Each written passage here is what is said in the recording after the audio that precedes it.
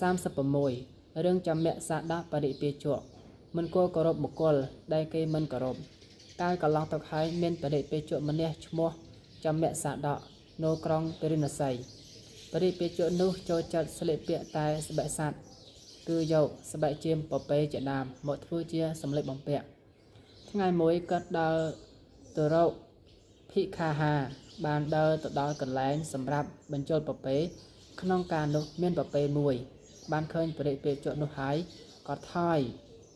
ក្រោយបំរុងនឹងជល់គាត់ឃើញពពែមានអាការៈដូច្នោះក៏នឹកស្មានថាវាធ្វើសេចក្តីគោរពចំពោះខ្លួនក៏អង្គុយថ្វាយបង្គំគួរសមចំពោះពពែនោះវិញគ្រានោះមានឈ្មួញបណ្ឌិតម្នាក់កំពុងអង្គុយលើរានផ្សារឃើញហេតុដូច្នោះហើយ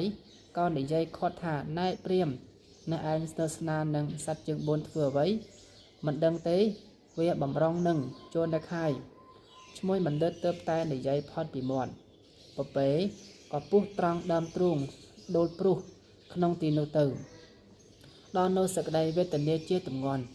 ទើបភ្ញាក់ខ្លួនហើយពោលគាថាថាអេវង្សោនហតោសេតិយោអពោជាងបស្សង្សតិយថាហមជ្ជបហជោហតោមេនេនៈទុមិតិជនណាសរសើរបុគ្គលដែលគេមិនគួរបូជាជននោះត្រូវបុគ្គលដែលគេមិនគួរបូជាសម្លាប់ដូចជាខ្ញុំដែលពពែកំណាចដល់ស្លាប់ក្នុងថ្ងៃនេះ